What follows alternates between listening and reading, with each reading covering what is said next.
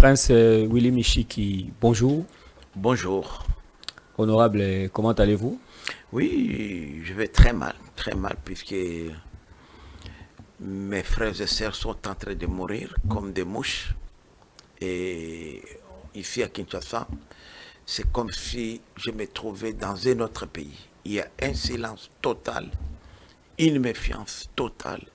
Et cela me révolte comme d'abord nationaliste, mais aussi comme patriote. Puisque si cela s'est passé dans un autre coin de la République, je ne crois pas que moi, ici, de la partie orientale de notre pays, de par ma culture, je pourrais me comporter comme ça. Voilà pourquoi je dis que ça ne va pas. Mais pourquoi vous dites qu'il y a un silence alors que nous savons tous qu'il y a l'état des sièges, alors que nous savons tous aussi que les chefs de l'État ne cessent de se prononcer et de mettre les moyens pour que la guerre à l'Est contre les M23 cesse? Le chef de l'État est animé de bonne foi. Malheureusement, l'entourage et d'autres compatriotes profitent de la guerre pour se faire de l'argent. L'entourage. L'entourage, comme aussi d'autres personnalités qui ont été placées à la tête de l'état de siège. D'abord, commençons d'abord par la définition de l'état de siège. L'état de siège est une mesure exceptionnelle pour donner une thérapie à un problème donné. Il y a eu le problème de l'agression. On a estimé que si on militarisait, je dois dire des termes que tout le monde peut comprendre, si on militarisait l'administration civile, on peut répondre à l'agression. Malheureusement, depuis plus de 3 ans que l'état de siège existe, aucun village n'a jamais été reconquis par les forces armées de la République démocratique du Congo, ni leurs alliés. Depuis que l'état de siège existe, on a constaté qu'il y a plus d'insécurité et même naissance de plus de groupes armés. Je prends le cas d'Ituri, par exemple. En Ituri, depuis que l'état de siège existe, il y a eu plus de 20% des groupes armés qui sont nés. Chez nous, n'en parlons même pas, avant l'état de siège, je pouvais quitter Goma, me rendre chez moi à Walikale. Je pouvais quitter Goma, aller à Rutshuru, à Masisi, aller à Butembo.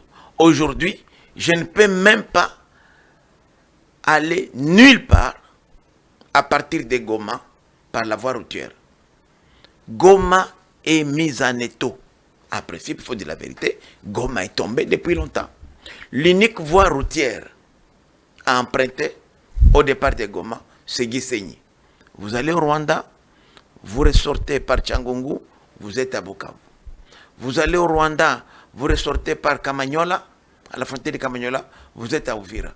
Vous allez au Rwanda, vous sortez par l'Ouganda, Tchanika, frontière de Tchanika, vous êtes à Kasindi, vous êtes à Beni, Butembo, jusqu'à Beni. Donc Goma est le seul voie qui nous permet de quitter Goma aller ailleurs, c'est la voie aérienne par avion, avec risque, puisque les autres sont à côté, ils voient les avions décoller, atterrir, ou par la voie lacustre, alors que même quand vous êtes dans les bateaux, il y a parfois des endroits où la frontière rwandaise, je dis bien, est à moins de 20 mètres.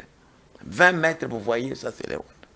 Donc, en principe, l'état de siège nous a causé plus de troubles. Nous réfléchissons. Je suis élu du peuple. Et j'ai été élu dans des conditions exceptionnelles de l'état de siège. Mes électeurs, comme les électeurs du chef de l'État, puisque j'ai été aussi coordonnateur de la campagne du chef de l'État, chez moi, nous ont élus pour un seul thème de campagne, ramener la paix durable. Lorsque nous devenons incapables de le faire, ma conscience m'interroge. Je me pose la question sur la raison de ma présence à l'Assemblée nationale. Donc, M. Justin, ne soyez pas surpris. Si je revenais ici pour vous dire que j'ai démissionné de l'Assemblée nationale avec effet qu'aucun de mes suppléants ne vont siéger là-bas. Aucun. Mais, Puisque les choses qui se passent actuellement nous révoltent. D'abord, lorsque nous parlons de l'état de siège, quand on a instauré l'état de siège, le gouvernement contrôlait les 6 territoires ruraux de la province du Nord Kivu, plus la ville de Goma. Aujourd'hui, sur les 6, 4 territoires ruraux sont contrôlés par le M23 et Alliance Fleuve Congo.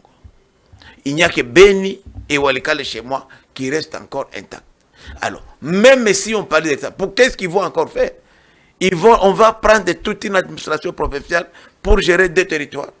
C'est ça la réalité. La ville de Goma est une ville cosmopolite. d'accord. Vous avez... Et l'inconvénient, c'est quoi aujourd'hui? Les autorités de l'état de siège, qui sont des militaires, passent plus de temps dans l'administration, dans le développement, qu'au front. C'est pourquoi nous avons pensé que si aujourd'hui on mettait fin à l'état de siège, on retournait à la case de départ, les militaires qui sont là devraient se retrouver au front. Je vous dis aujourd'hui, il y a plus de 50 généraux, mais aucun n'est au front.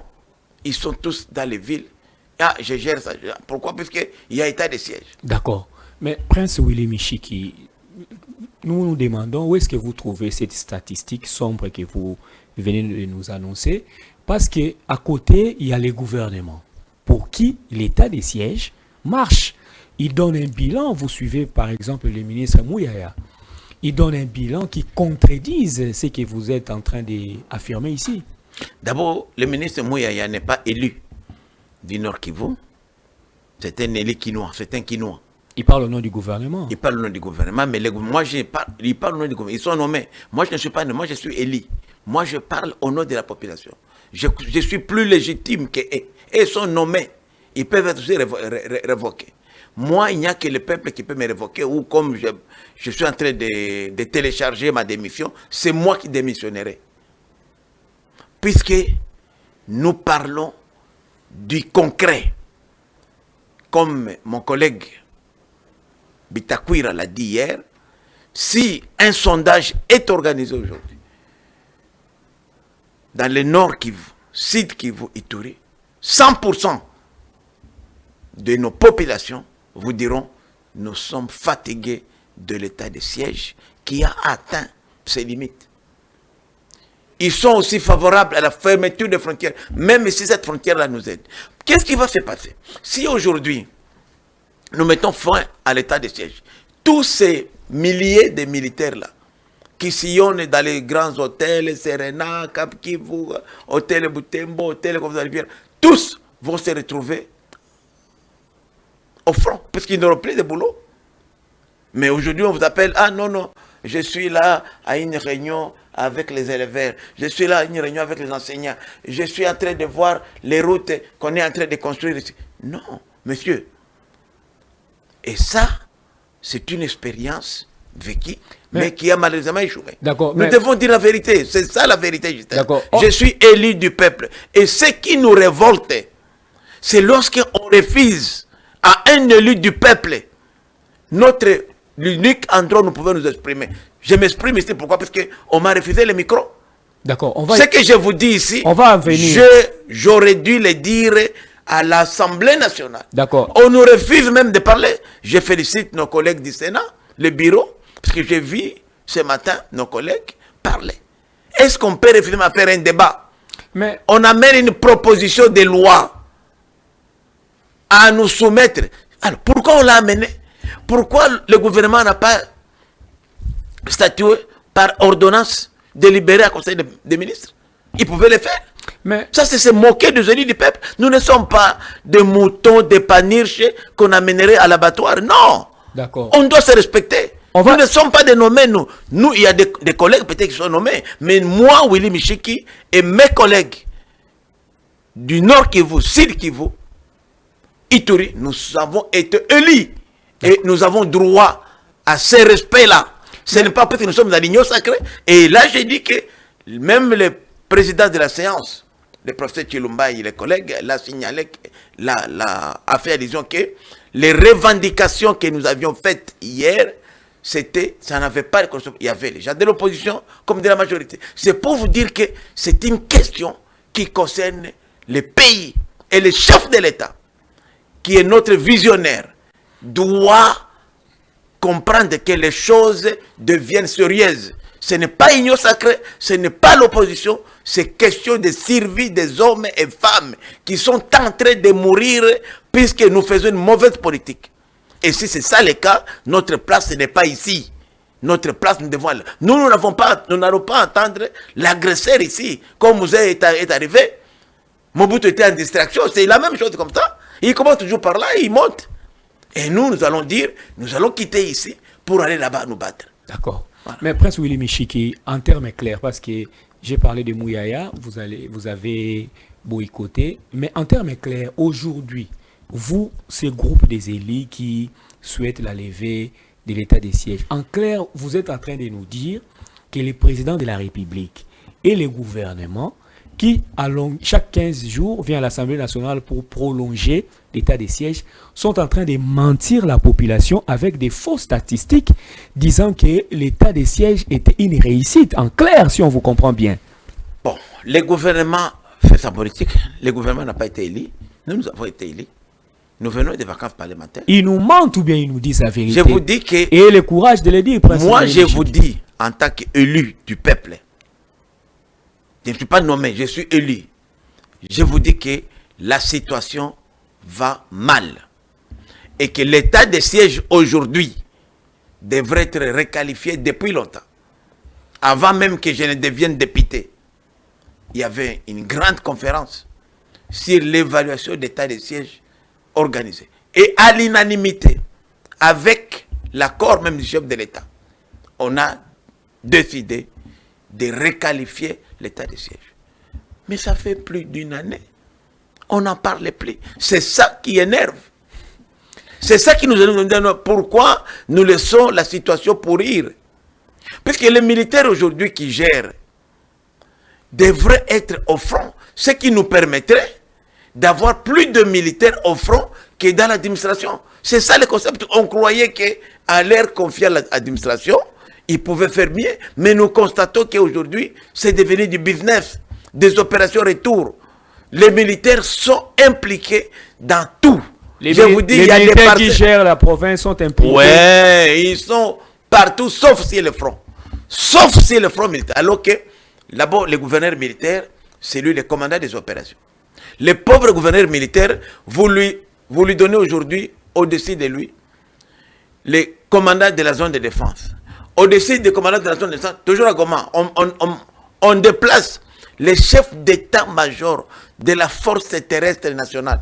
Il quitte l'État pour être là. Alors, le commandant des opérations, qu'est-ce qu'il va faire? Il ne peut plus rien faire. Donc, ils sont maintenant dans les business. C'est lui qui est censé être... Je vous dis que ce qu'ils font, ils font tout sauf la guerre.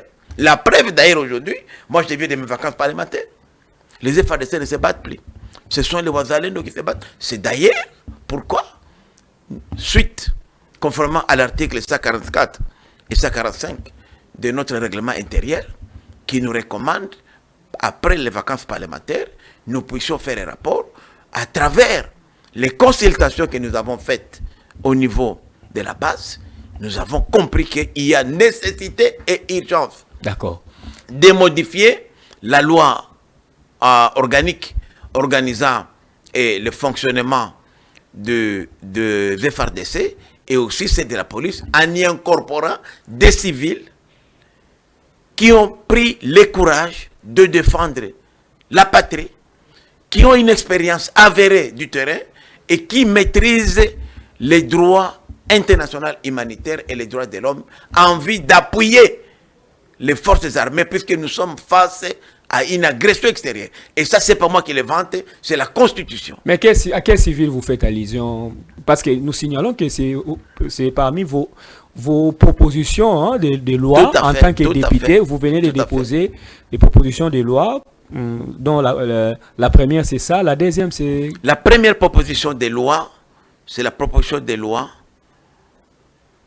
modifiant et complétant la loi numéro 011/012 du 24 août 2011 relative au fonctionnement et à l'organisation des forces armées. Les innovations que nous avons apportées, comme nous sommes dans une situation exceptionnelle où le pays est agressé, le pays ou le gouvernement doit faire appel aux compatriotes qui ont fait preuve de résistance, communément appelés entre guillemets les Wazalendo. Mais pas tous. Là aussi, il faut voir qui sont les Wazalendo qu'il faut prendre. Il faut prendre les Wazalendo qui ont été fidèles au pays, qui ont fait leurs preuves sur le terrain et qui ont des connaissances sur les droits internationaux humanitaires et les droits de l'homme. La deuxième innovation qu'on a introduite, là déjà nous avons recensé rien que pour les deux provinces de l'Ituri et du Sud Kivu, nous sommes déjà aujourd'hui à plus de 200 000 hommes qui vont rejoindre les FARDC. La deuxième innovation, pour citer, de cette proposition de loi consiste au contrôle parlementaire. Nous avons constaté que dans la loi précitée, le contrôle parlementaire ne se limitait qu'au ministère de la Défense. Mais maintenant, aujourd'hui, l'innovation qu'on a apportée à modifier l'article 50, c'est qu'on va contrôler la gestion quotidienne de l'armée. On vous a donné 1000 munitions. Qu'est-ce que vous avez fait de ces munitions-là? Puisqu'il y a eu, vous avez suivi les lamentations, les rapports, les ventes illégales de munitions, il y a eu des détournements de fonds, on donne la prime de combat au ministère de la Défense, elle transite par l'état-major général, elle arrive au front. Je vous dis, j'ai trouvé que quand elle arrive au front, presque 30% ont été récupérés quelque part. D'accord. Quand vous voyez ce qu'on donne aujourd'hui aux brigades, au régiment, cela laisse à désirer, alors que nous avions voté une loi sur la programmation des FARDC, notamment 1,2 milliard de dollars. Donc ça se volatilise en quelque sorte. Oui, donc nous devons nous maintenant contrôler cette gestion-là. Pas seulement aux civils qui sont des politiques, mais aussi contrôler l'armée, les militaires. Ce sont des innovations qu'on a apportées. On a fait la même chose aussi à ce qui concerne la police nationale, notamment avec la proposition des lois modifiant et complétant la loi numéro 011/013 du 24 juin 2011 pour que, puisqu'à la police jusqu'à aujourd'hui, pour entrer dans la police, il faut passer par les recrutements et faire un concours. C'est pourquoi vous avez vu aujourd'hui, il y a un déficit, il y a vraiment un problème d'effectifs. En principe, dans chaque quartier, on devait avoir au moins un sociate. Là où, je prends le cas de Walikale, fait 23 500 km², comme le Rwanda, exactement comme le Rwanda. Et Walikale aujourd'hui, je vous dis que c'est un territoire pays où on peut tout faire pour reconquérir les territoires occupés, surtout que Walikale est à cheval de 3 provinces, Chopo, Sud Kivu et Maniema. Mais aussi Walikale fait frontière avec les territoires occupés, notamment Lubero, Rutshuru et Masisi. Et dans ces innovations-là, nous avons pensé qu'il faudrait aujourd'hui procéder par cooptation des policiers. Puisque à Walikale, par exemple, aujourd'hui, je vous dis, 70% de Walikale est contrôlé par les groupes armés qui sont obéissants et qui sont aimés par la population. Ils ont même la police. Donc ils doivent être cooptés. Oui, parce qu'en cooptant, on peut facilement avoir plus de policiers, même ici à Kinshasa. D'accord. Mais Prince Willy Michiki... Puisque la présence policière, elle est dissuasive. Imaginez-vous dans les quartiers chauds, comme à Tchango, on voit à chaque 500 mètres un bureau de la police. Il faut réfléchir 2 fois pour que quelqu'un commette un crime. D'accord. Prince Willy Michiki, nous sentons vraiment que les mandats parlementaires que vous a donné la population est vraiment mis à contribution. Hein? Tout à fait. Je suis payé pour ça. J'ai fait mon travail parlementaire. Mais on vous reproche aussi d'être un député électron libre alors que vous êtes de l'Union sacrée. Hein? On vous voit toujours à côté des opposants. Vous défendez des thèses en contre-courant de l'Union sacrée. pour preuve, hier, on vous a presque, disons-les, refusé la parole. Pourquoi vous ne vous soumettez pas aux autorités de l'Union sacrée? Est-ce que on peut dire aujourd'hui vous êtes un pied dedans et un pied dehors de l'Union sacrée? D'abord, je dois dire que le fondement même de l'Union sacrée, c'est la démocratie.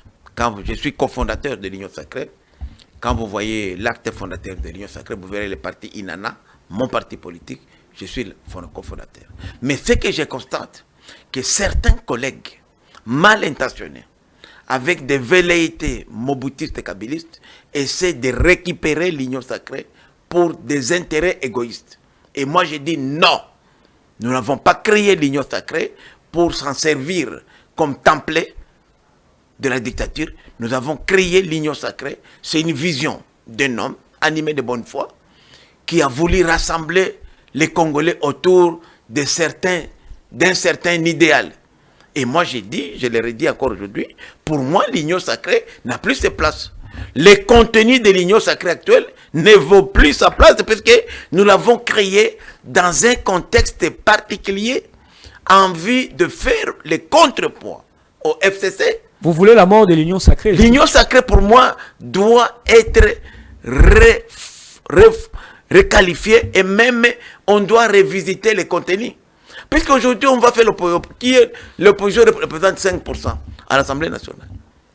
Kabila même n'est plus là. FCC, on n'attend même plus pas. Donc, l'Union sacrée telle que nous l'avons conçue devrait être revisitée aujourd'hui pour qu'on puisse apporter quelque chose aux Congolais qui puisse répondre aux réalités du moment. Mais quand vous dites requalifier, vous mettez quel contenu? Et quand vous dites que certaines personnes se sont accaparées de ça? Les contenus de l'Union sacrée maintenant devraient être focalisés sur la gestion et la conservation du pouvoir.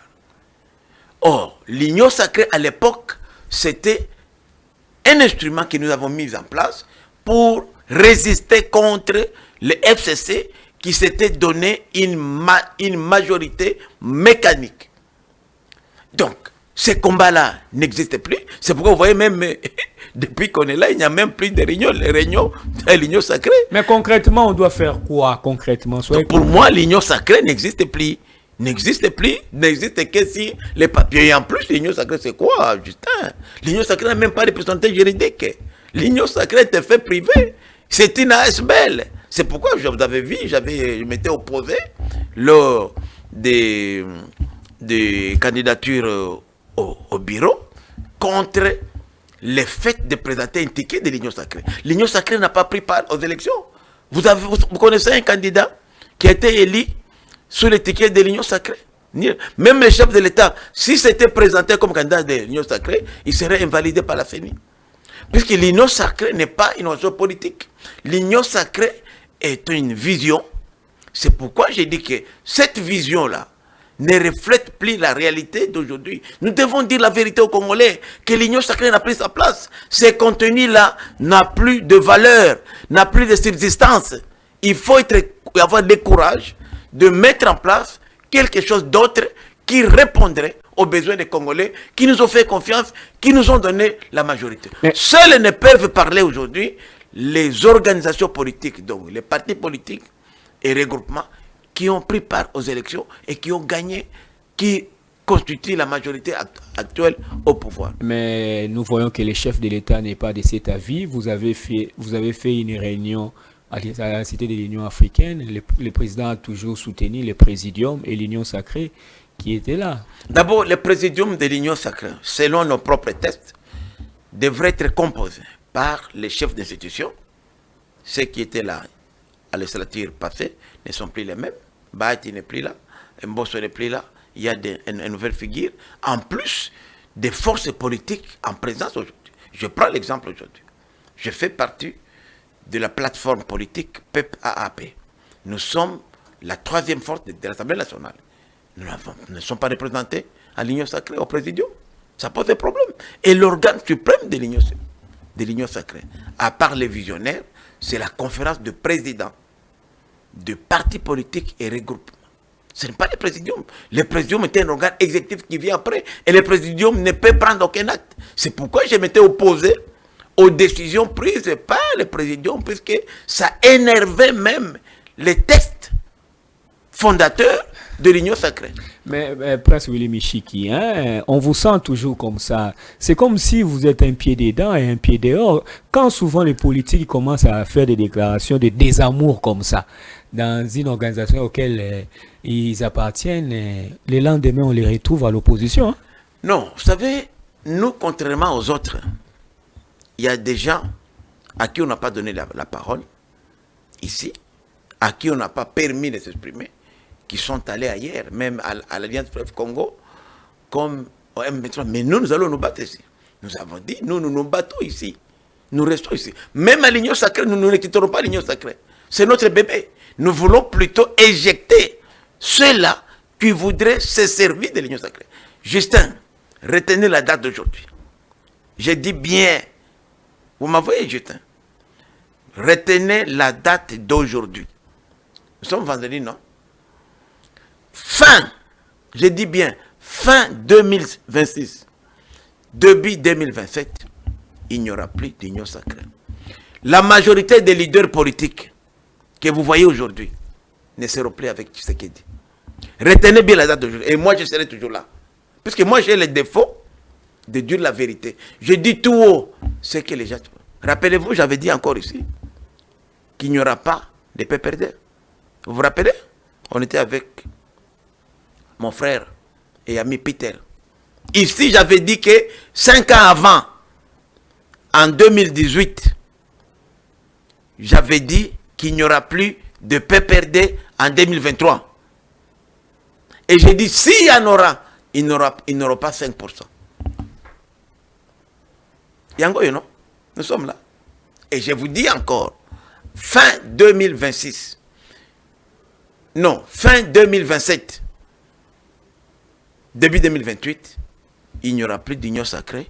Tous ces leaders ici que vous voyez là, hein, qui se disent fascistes, ne seront plus là. Ils vont aller où? Ils vont créer autre chose pour être autonomes et chercher autre chose. Mais moi, j'ai dit, ce que j'ai dit ici, c'est pour éviter ça. Si on ne le fait pas, c'est ça. Ils ne seront plus avec Tshisekedi. Je vous dis, les leaders qui sont là aujourd'hui, dans les gouvernements, à l'Assemblée nationale, tous ces gens-là, ils ne seront plus avec Tshisekedi. C'est ça le Congo. Mais si on m'écoutait aujourd'hui, on risque de ne pas arriver là-bas. D'accord. Willy Michiki, vous qui êtes dedans, on dit qu'à l'Union sacrée, il y a un problème de frustration. On a même suivi Bahati Lukwebo qui l'a dit publiquement, que beaucoup ont pris des postes alors qu'ils n'ont pas travaillé. Lui qui a beaucoup contribué pour l'élection du président, avec beaucoup de députés, il a eu des miettes. Bon, Justin, j'ai beaucoup d'estime à l'égard de l'autorité morale. Bahati, modeste. Pour moi, c'est un grand frère, pour qui j'ai beaucoup de respect. Je ne voudrais pas parler de lui, mais je voudrais parler des cas, d'une manière générale. Vous savez, c'est ça justement mon combat. L'union sacrée, il n'y a pas d'idéal. Nous avons dévié. L'union sacrée, c'est quoi? Justin, retenez bien. Et que les téléspectateurs me suivent attentivement. L'union sacrée, c'est la vision d'un seul homme qui s'appelle Antoine Félix Tshisekedi Tshilombo. C'est sa vision à laquelle nous avons librement adhéré. Comme si Moïse avait adhéré et il a quitté. Mais puisque Moïse a adhéré, il a quitté. Katumbi, il est là, non? Il est libre. Les autres là qui ne se retrouvent plus, pourquoi ils restent? Moi, les jours que je ne me retrouverai pas, je quitterai aussi l'union sacrée.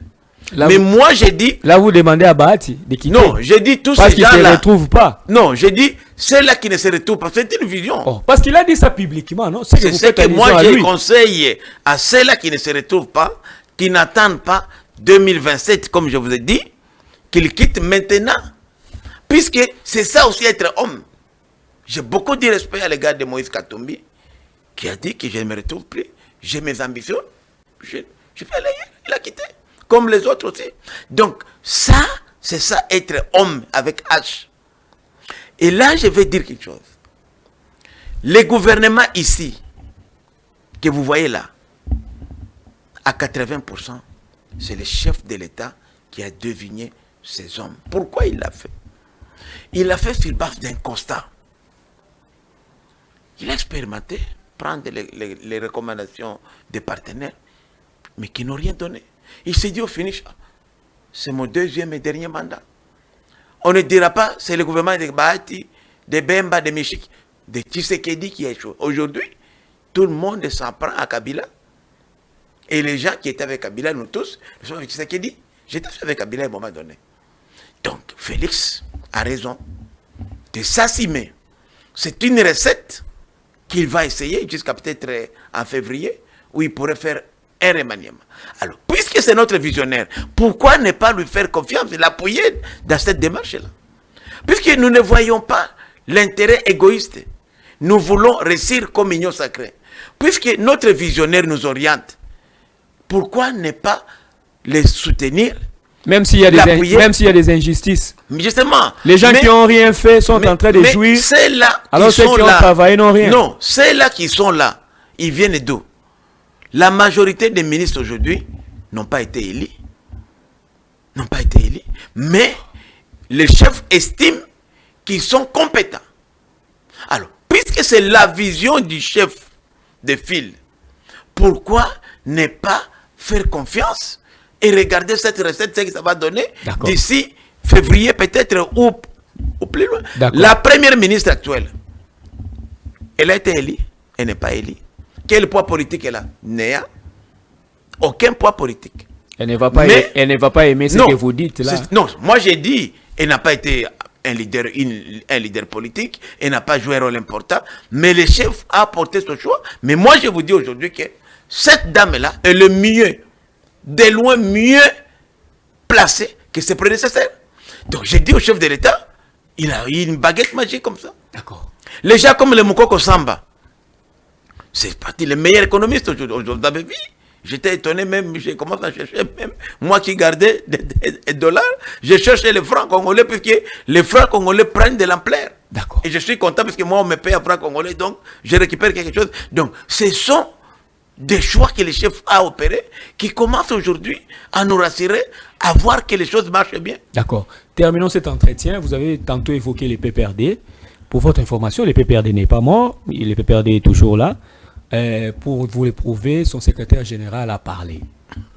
Ramazani Chadari, il a pondu un long communiqué. Et Tshisekedi et vous autres de l'Union sacrée, vous êtes responsables du chaos qui se vit aujourd'hui en RDC. Il demande même l'application de l'article 64. Willy Michiki, qu'est-ce qu'il en pense? Moi, j'ai dit, je suis respectueux des textes. La Constitution de la République a prévu un article 64, mais qui est parfois interprété à tort ou à raison, qui interdit au PPRD et à mon frère Ramazani de pouvoir appliquer cet article. Personne. Ils sont libres, ils peuvent l'appliquer, personne ne l'interdit. Mais ils disent d'appliquer. Tous ces gens, j'ai entendu même Fayoulou, j'ai entendu tout le monde. Mais pourquoi ils ne l'appliquent pas? Pourquoi? Bon, mais nous, vous nous attendons, parce que si vous appliquez l'article 64, c'est votre droit de votre suivi. Il faut avoir une base. Ce n'est pas vous, individu, que vous allez vous révolter. Pourquoi on ne parle plus aujourd'hui? Vous savez pourquoi on ne parle plus aujourd'hui de débat présidentiel? Vous savez pourquoi? C'est parce que depuis que la CENI a publié les résultats de vote bureau par bureau, le débat était clos. Tous ces leaders-là de l'opposition ont eu des témoins. Ils ont des résultats. Et quand ils comparent les résultats, je me rappelle même, Mukwege était énervé. Il a dit vraiment, pense ici. Moi, Mukwege, donc, je croyais que ce que j'avais été faux. Il dit oui, c'est ça. Vous avez entendu ça ou sa réaction comme ça? Mon cher, mon frère, Justin, je suis chef d'un parti politique, non? Je suis acteur politique pendant 4 décennies de premier rang. D'ailleurs, tous mes collègues ne sont plus en vie. 80% de mes collègues, les Liaou, les Tshisekedi Etienne, les Boakem, les Kibasa Maliba, les Ngola Panangil, mes collègues avec qui je faisais la politique, d'accord, ne sont plus là. Donc, je connais, j'entre un peu partout, mon frère. D'accord. Même chez vous ici, je sais ce que je passe dans votre maison, ça pourrait être. D'accord. Parlons de Martin Fayoulou, parce que vous avez effleuré. Il a lancé une idée, les dialogues. il demande depuis un temps le dialogue national, les avis sont partagés. Que pense Willy Michiki de ces prises de position? D'abord, le dialogue n'est pas mauvais, puisque nous sommes des Africains et dans la tradition africaine, lorsque les choses ne marchent pas bien, nous devons parler. Mais ce que nous voulons, ce que moi, Willy Michiki, ça c'est mon avis personnel, puisqu'on n'en a jamais parlé à l'Union sacrée, et même dans mon regroupement politique, mais moi, Willy Michiki, un dialogue doit avoir un contenu. Et en plus de contenu, il faut voir dans quelles circonstances il faut tenir un dialogue. Est-ce qu'aujourd'hui, il y a nécessité de faire un dialogue? Puisque un dialogue remet en cause les principes démocratiques et même la constitution qui nous régit. Puisque à travers un dialogue, vous voudrez remettre en cause ce qui est établi. Et ce qui est établi est légal. Il faut vraiment qu'il y ait une nécessité. Mais malheureusement, je ne vois pas, après analyse, la nécessité de tenir le dialogue aujourd'hui, puisqu'il n'y a pas péril en demeure. La cohésion nationale, la raison avancée par Martin Fayulu face à la guerre que vous venez tantôt d'évoquer, à votre première prise de parole. Voilà. La cohésion, la guerre d'abord aujourd'hui, ce n'est pas une guerre des Congolais. C'est une guerre de l'extérieur. C'est une agression. Ça concerne tous les Congolais. Est-ce que le dialogue que nous allons tenir aujourd'hui va changer les ambitions des agresseurs qui ne visent qu'une seule chose que les ressources humaines? L'union fait la force, dit-on. Ok, aujourd'hui, l'union fait la force. Quand on agresse là-bas, on agresse les pouvoirs, l'union sacrée. On agresse même les gens de Martin Fayulu. Ils sont agressés aussi. À Rutshuru, là, il n'y a que les gens qui de Michel, qui de Tshisekedi. Mais il y a les gens de tout le monde qui ont perdu, qui sont coupés du reste du pays. Alors, lorsque Martin Fayulu sera là, c'est Martin Fayulu qui va aller au front. Ou c'est Moïse Katumbi. Mon cher, ça c'est les gens qui cherchent une chose, le pouvoir. Et moi je leur réponds, je dis que le pouvoir appartient au peuple. Les souverains, c'est le peuple. Ils ont eu l'occasion. Martin était candidat. Il n'a pas réussi à convaincre les Congolais. Il a même commis une bêtise. Lui, il se présente aux élections et il interdit à ses partenaires, les membres de son parti, d'être candidats. Déjà, rien que ça, ça a créé une fissure. C'est pourquoi vous voyez qu'aujourd'hui, Martin est devenu un électron libre, il n'a plus de poids, il n'a plus de base. Puisque ceux qui devraient le soutenir ne sont pas là.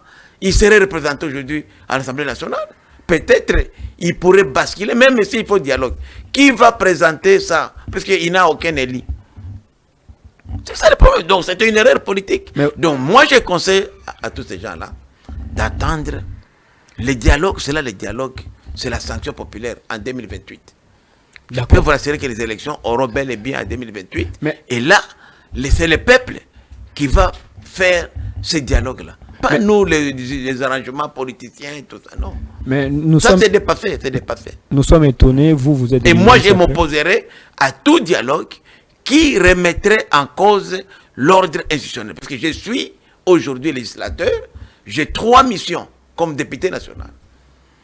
Je suis le législateur, je suis l'autorité budgétaire, j'assure les contrôles parlementaires. Je suis très jaloux de mes attributs constitutionnels. Même les chefs de l'État ne peuvent pas me les... J'ai dit, même les chefs de l'État élus, moi je suis aussi élu, ne peut pas me retirer ces attributions qui sont constitutionnelles. Ce sont mes droits constitutionnels. Donc je n'accepterai pas aujourd'hui qu'un individu ou un groupe d'individus qui n'ont pas eu la confiance de notre peuple de pouvoir remettre en cause l'ordre institutionnel. N'en déplaise à leurs amis de l'Union sacrée, n'en déplaise aux aigris de l'Union sacrée, moi, Willy Michiki et le mien, nous serons respectueux de l'ordre institutionnel pendant les 5 ans que le peuple congolais nous a donnés. D'accord, Prince Willy Michiki, nous vous remercions. Merci beaucoup.